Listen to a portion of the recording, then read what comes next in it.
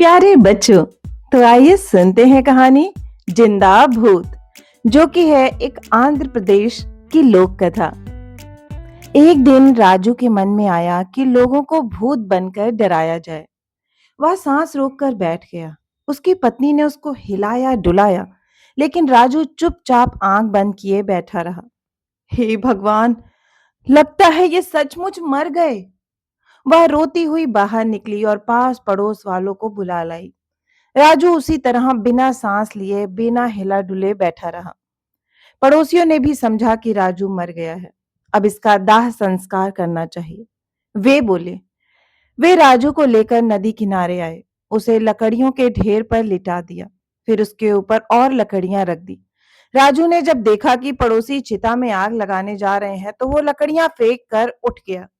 जब पड़ोसियों ने राजू को इस तरह उठकर खड़ा होते देखा, तो भूत भूत चिल्लाते हुए गांव की तरफ भागे। राजू उनके पीछे रुको रुको रुको रुको कहते हुए भागा।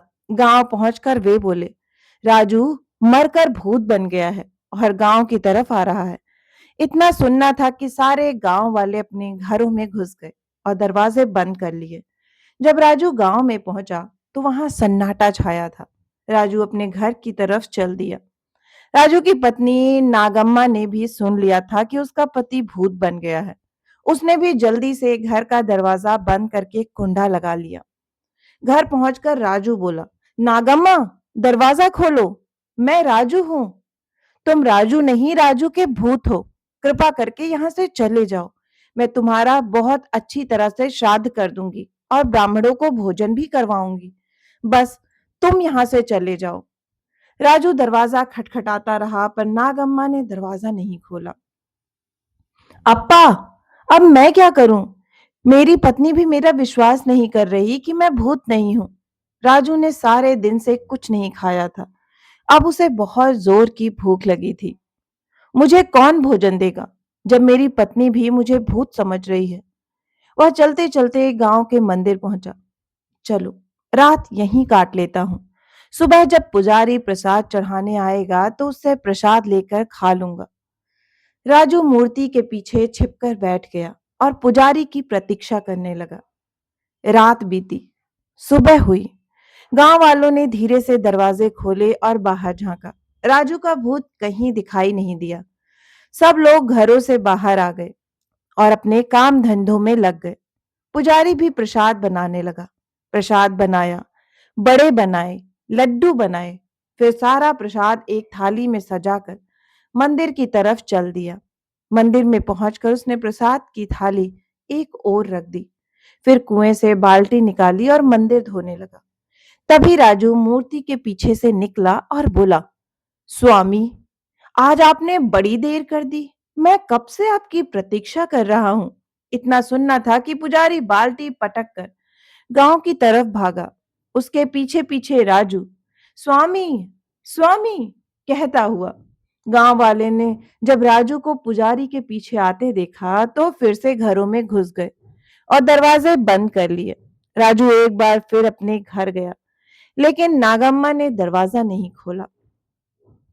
राजू मंदिर में लौट आया और पुजारी जो प्रसाद लाया था उसे खाकर अपनी भूख मिटाई। पेट भर जाने के बाद राजू ने अपनी तरफ देखा। उसकी वेष्टी फट गई थी। शरीर धूल मिट्टी से सना था। बाल बिखरे थे। लोग ठीक ही मुझे भूत समझते हैं। मेरी हालत तो देखो। वह बोला, सबसे पहले रमैया धोबी से साफ कपड़े मांग कर पहनना होगा। ऐसा सोचकर राजू नदी किनारे पहुंचा। रमैया धोबी अभी आया नहीं था। राजू कपड़े धोने की भट्टी में छिपकर बैठ गया। उस दिन राजा का कोतवाल घोड़े पर बैठकर गांव का निरीक्षण करने आया था। उसने देखा कि गांव वाले बजाय अपना काम धंधा करने के घरों में बैठे हैं। उसने दरवाजा खटखटाकर गांव वालों को बाहर बुलाया और पूछा, काम धंधे के समय तुम लोग घरों में क्यों बैठे हो? राजू चरवाहा मरकर भूत बन गया है और गांव में घूम रहा है। उसके डर से हम घरों में बैठे हैं। गांव वालों ने उत्तर दिया, कोई भूत वूत नहीं होता। चलो सब लोग अपना अपना काम शुरू करो। कोतवाल ने डांटा। सब लोग एक बार फिर घरों से निकलकर अपने अपने काम पर लग गए। रमैया धोबी भी घाट की तरफ चल दिया।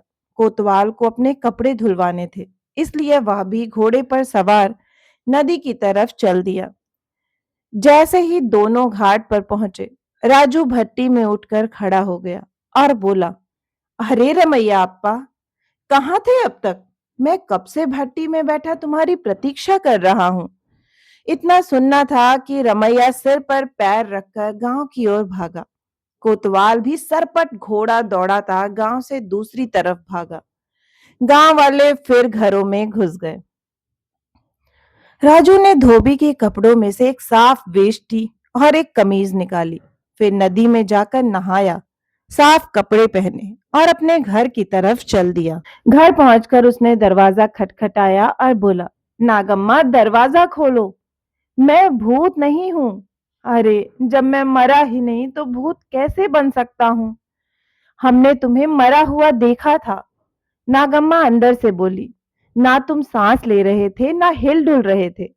मैं समझा था कि मैं मर रहा हूं, इसलिए मैं सांस रोककर बिना हिले डुले लेट गया था।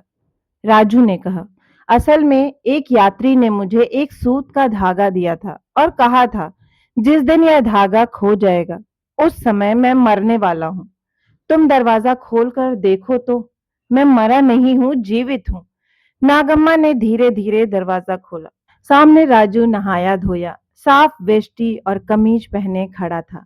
यह भूत नहीं लग रहा, नागम्मा ने सोचा। फिर उसने हाथ बढ़ाया, राजू को छुआ और जोर से चिकोटी काटी। अप्पा! राजू चिल्लाया। नागम्मा समझ गई कि राजू भूत नहीं है। उसने जल्दी से दरवाजा खोलकर उसे अंदर कर लिया। उसे भर पेट खाना खिलाया। राजू खा पीकर सो गया। नागम्मा गांव की तरफ चल दी, सबको बताने के लिए कि राजू भूत नहीं है। तो बच्चों, आपको ये कहानी कैसी लगी? मुझे आशा है कि आपको ये कहानी बहुत ही अच्छी लगी होगी। अगर आपको कहानी पसंद आई है तो इसे अपने दोस्तों के साथ शेयर करें। और हाँ, इसी तरह की मनोरंजक कहानियां सुनना चाहते हैं तो इस चैनल से जुड़ें और इसे सब्सक्राइब करना ना भूलें। फिर मिलती हूँ एक और नई कहानी के साथ। तब तक आप सभी अपना खास ख्याल रखें।